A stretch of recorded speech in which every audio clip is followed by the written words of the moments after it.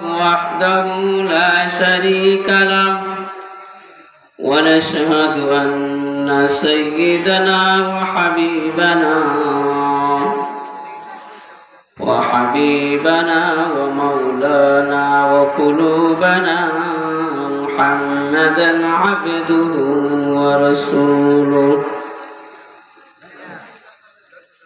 أما بعد فأعوذ بالله من الشيطان الرجيم. بسم الله الرحمن الرحيم.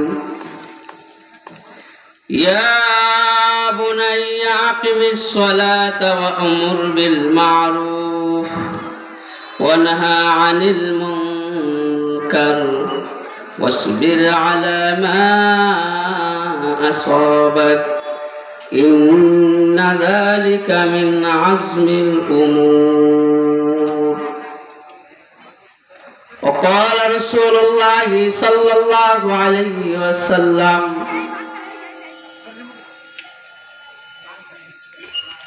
وقال رسول الله صلى الله عليه وسلم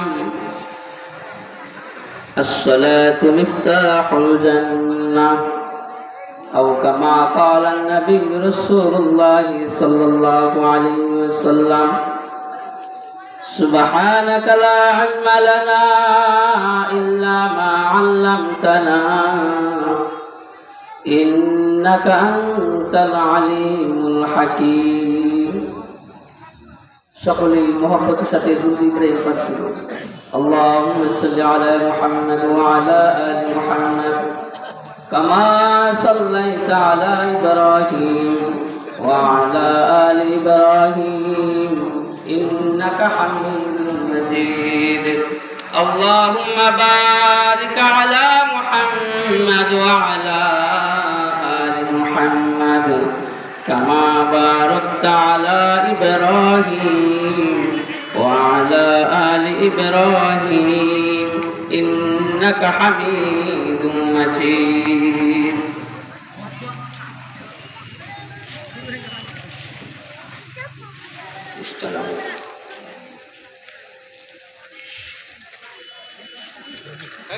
আলহামদুলিল্লাহ, লেঙ্গুরা মধ্যপাড়া সাউতুল হেরা নুরানিয়া ও হাফিজিয়া মাদ্রাসার উদ্যোগে বাৎসরিক ইসলামী মহাসম্মেলনের সম্মানিত সভাপতি উপমহাদেশের প্রখ্যাত আলেমে দ্বীন আল্লামা শাহ আহমদ শফি রহমাতুল্লাহি আলাইহি সুযোগ্য খলিফা পীরে কামেল হাফিজুল কোরআন সাইকুল হাদিস এবং আমার শায়েখ ও মুর্শেদ জিনার কাছে আমি বুখারী দরস পড়েছি আল্লামা জিয়াউদ্দিন সাহেব দামাত বারাকাতুহু, উপস্থিত উলামায়ে কেরাম,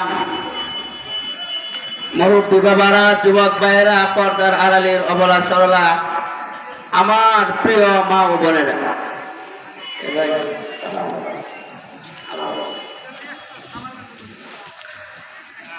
আল্লাহ তাআলা দরবারে আমরা লাখ কোটি শুকরিয়া আদায় করছি যে আল্লাহ তাআলা আপনাকে আমাকে আজকে দীর্ঘ 1 বছর পর আবার এই সাউতুল হেরা মাদ্রাসার মাঠে, মসজিদের মাঠে আমাদেরকে আল্লাহ তাআলা ওয়াজের নসিহত এইগুলা শোনার মতো আল্লাহ তাআলা আমাদেরকে তৌফিক দান করছেন।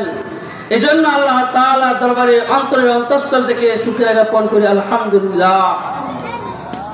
মুহতারাম হাজিরিন, আমি আপনাদের সম্মুখে পবিত্র কালামুল্লাহর একটা সূরা, যে সূরাটার নাম হলো সূরা লুকমান, এই সূরা লুকমানের একটি আয়াত আমি তেলাওয়াত করেছি। রাসূলুল্লাহ সাল্লাল্লাহু আলাইহি ওয়াসাল্লামের অসংখ্য অগণিত হাদিস থেকে একটি হাদিস পাঠ করেছি। আল্লাহ তাআলা তৌফিক দিলে এই বিষয়ে কিছু আলোচনা করার চেষ্টা করব ইনশাআল্লাহ। তো আল্লাহ তাআলা পবিত্র কালামুল্লাহর মধ্যে সূরা লুকমান নাযিল করছেন। এই সূরা লুকমান নাযিল করার একটা কারণ আছে না নাই?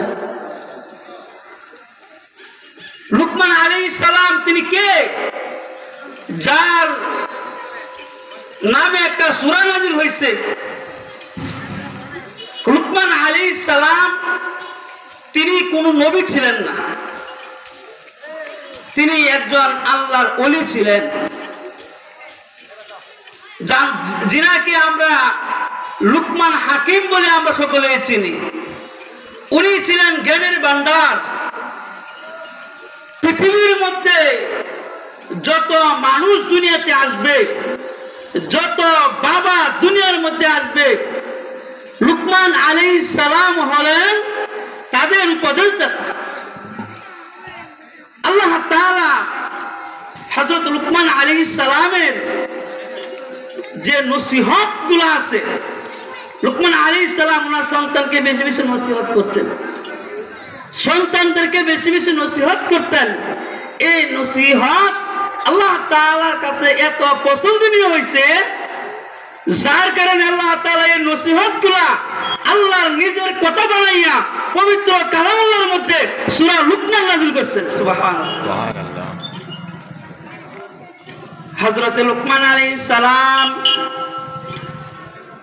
তিনি কোন নবী ছিলেন না, কিন্তু তিনি আল্লাহর ওলি ছিলেন। তিনি দেখতে কালো ছিলেন, বিশ্রী ছিলেন, দেখতে সুন্দর ছিলেন না, সুদর্শন পুরুষ ছিলেন না, দেখতে তিনি বিশ্রী ছিলেন। কিন্তু বিশ্রী হওয়ার সত্ত্বেও, কালো হওয়ার সত্ত্বেও আল্লাহ তাআলার নিকট এত পছন্দনীয় হয়েছেন, যার কারণে আল্লাহ তাআলা পবিত্র কালামুল্লাহর মধ্যে উনার নামে একটা সূরা নাযিল করেছেন। সুবহানাল্লাহ। মানুষ যদি কালো হয়, আমরা অনেকে কালো মানুষকে ঘৃণা করি, কিন্তু আপনি তাকায় দেখেন হযরতে বেলাল হাবশী রাদিয়াল্লাহু তাআলা আনহু একজন সাহাবী।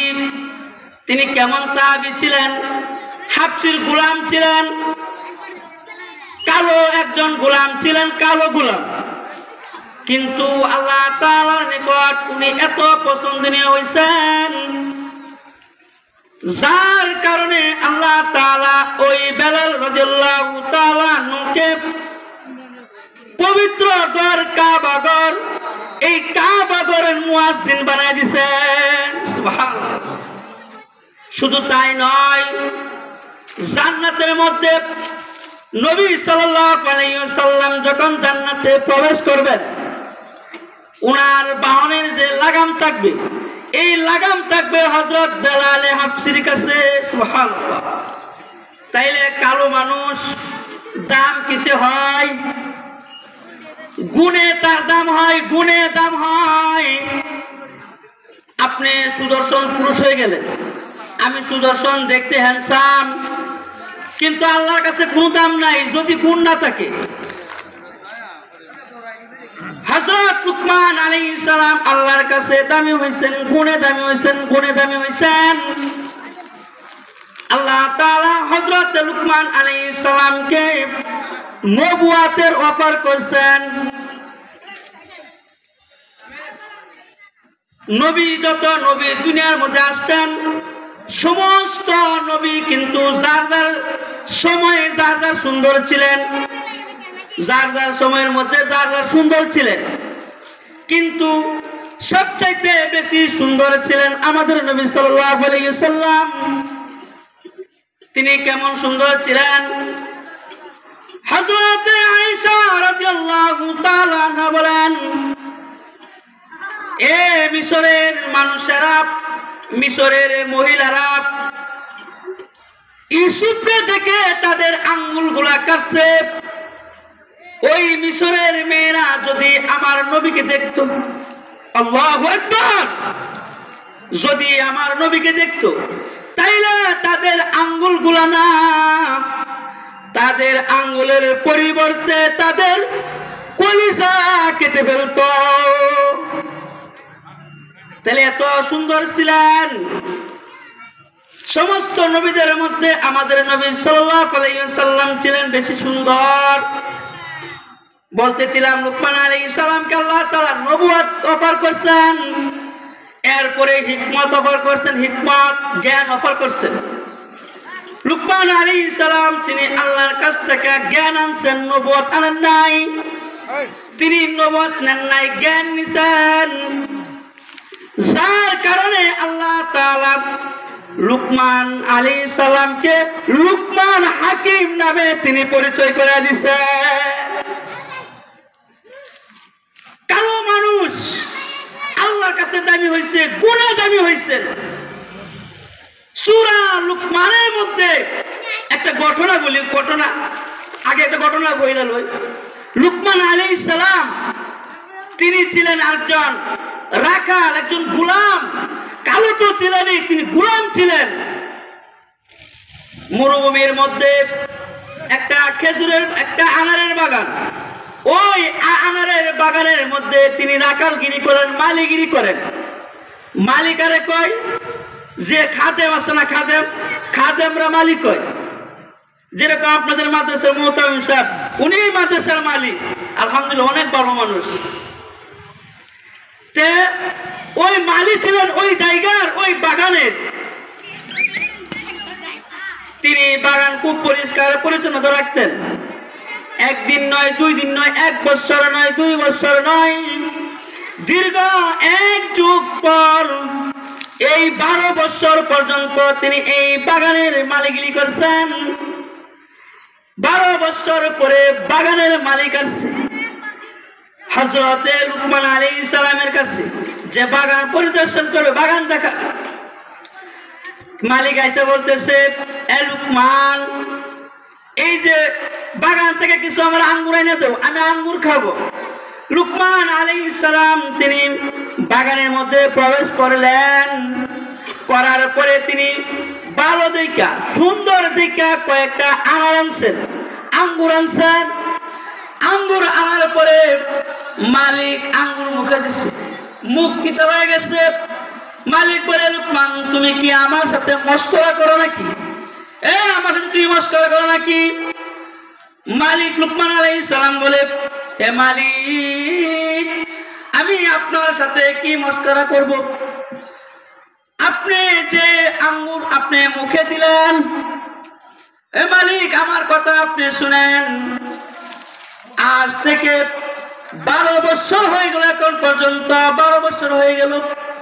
এই 12 বছরের মধ্যে আমি কোনদিন এই আপনার আঙ্গুরের বাগানের নিচে পড়ে থাকা একটা আঙ্গুর পর্যন্ত আমি খাইয়া দেখি নাই। তাইলে আমি কেমনে বুঝবো যে আঙ্গুর এটা কি আপনার সুক্কা না মিরা? আমি কেমনে বুঝবো?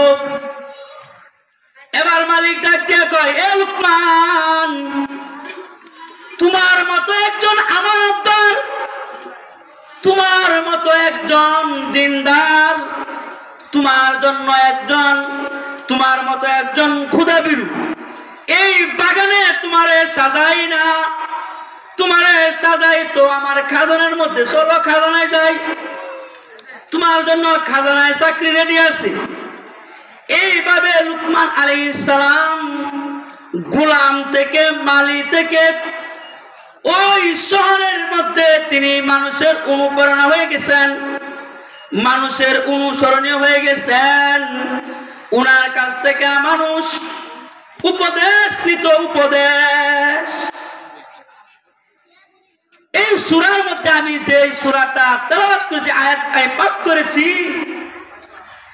এই আয়াতের মধ্যে লুকমান আলাইহিস সালাম তার সন্তানকে নসিহত করে, শুধু এই আয়াত নয়, এই সূরার অনেকটি আয়াতের মধ্যে ওনার সন্তানকে নসিহত করেন। একবার তিনি তার সন্তানকে নসিহত করতেছেন যে, সন্তান, এ সন্তান তুমি শুনো, দুনিয়ার মধ্যে কেউ সুখী না। দুনিয়ার মানুষ তুমি যত দেখবা সবারে তুমি সুখী মনে করো না, কথা ঠিক না বেঠিক? দুনিয়াতে দুঃখ, কষ্ট, অভাব, অনটন, দুঃখ, দুর্দশা, অসুস্থ, বালা মুসিবত, এইগুলা কিন্তু মানুষকে গ্রাস করে। কিন্তু শুনে রাখো, এইগুলা কিন্তু তোমার মতো আসতে পারে। এ সন্তান, তোমার কাছেও অসুস্থ আসতে পারে, তোমার কাছেও অভাব অনটন আসতে পারে, তুমিও অত্যাচারিত হইতে পারো, মাজলুম হইতে পারো, তুমিও দরিদ্র হইতে পারো, তোমার উপরও বালা মুসিবত আসতে পারে। এ সন্তান, যদি তোমার কাছে কোনোদিন তোমার বালা মুসিবত আসে, যদি কোনোদিন তোমার কাছে দুঃখ দুর্দশা আসে, যদি কোনোদিন তুমি মাজলুম হয়ে যাও, যদি তুমি কোনোদিন অসুস্থতা হয়ে যাও, বিশাল আকারে তুমি বিপদে পড়ে যাও, এ সন্তান তুমি শুনে রাখো, তুমি এইগুলোর উপর আল্লাহ তাআলার কাছে না শুকরিয়া আদায় করো না, আল্লাহ তাআলার কাছে তুমি শুকরিয়া আদায় করবা। সুবহানাল্লাহ। কি বলছে? এটা কি দিছে? উপদেশ। কি দিছে গো? উপদেশ দিছে। কাকে দিছে? কথা বলেন। আমার ওয়ার্ডটা শুনলে আপনার মনোযোগ সহকারে শুনতে হবে। উপদেশ দিছে। কাকে উপদেশ দিছে? সন্তানের উপদেশ দিছে। বাপ তার সন্তানের উপদেশ দেয়, এই সাবধান, বালা মুসিবত তোমার কাছে আসতে পারে, সাবধান, না শুকরিয়া আদায় করো না। অসুস্থ তোমার কাছে আসতে পারে, সাবধান, তুমি না শুকরিয়া আদায় করো না। এ সন্তান, অভাব অনটন তোমার কাছে আসতে পারে, সাবধান, তুমি কোনো না শুকরিয়া আদায় করবা না। সন্তানকে নসিহত করে বাবা। আর আমাদের সমাজের মধ্যে নসিহত কি করি সন্তানকে? 500 টাকা যদি কামাই করে না আনতে পারো তাইলে কোনো বাদ নাই। এইগুলো হলো আমাদের নসিহত। সন্তানকে কোনোদিন বলি নাই নামাজ পড়ার কথা, সন্তানকে কোনোদিন বলি নাই রোজা রাখার কথা, সন্তানকে কোনোদিন বলি নাই দাড়ি রাখার কথা, সন্তানকে কোনোদিন বলি নাই সুদ ছাড়ার কথা, সন্তানকে কোনোদিন বলি নাই ঘুষ ছাড়ার কথা, সন্তানকে কোনোদিন বলি নাই আল্লাহর কালাম কিতাবুল্লাহ পড়ার জন্য সন্তানকে আমি কোনোদিন ভালো একটা উপদেশ দেই নাই। উপদেশ কি দিছি? উপদেশ দিছি শুধু দুনিয়ার জন্য।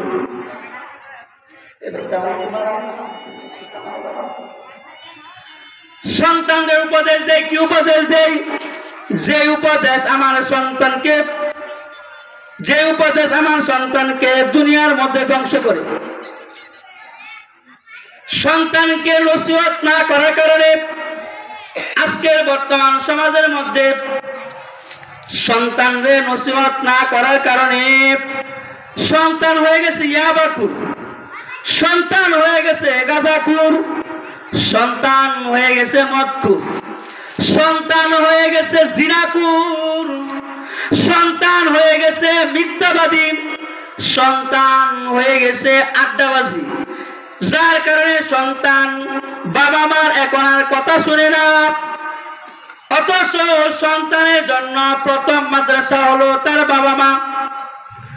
সন্তান তার বাড়ির মধ্যে সর্বপ্রথম উনার সন্তানের মার কাছে সে দিন শিখবে। আরে মেয়ে আমরাই তো ভালো না, সন্তান কেমনে ভালো হইব?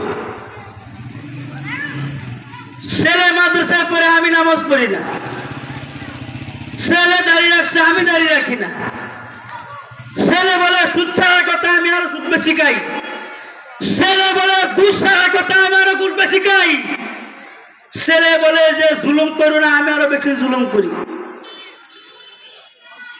সন্তানের বাবা মার কারণে সন্তান নষ্ট হয়, কথা ঠিক না?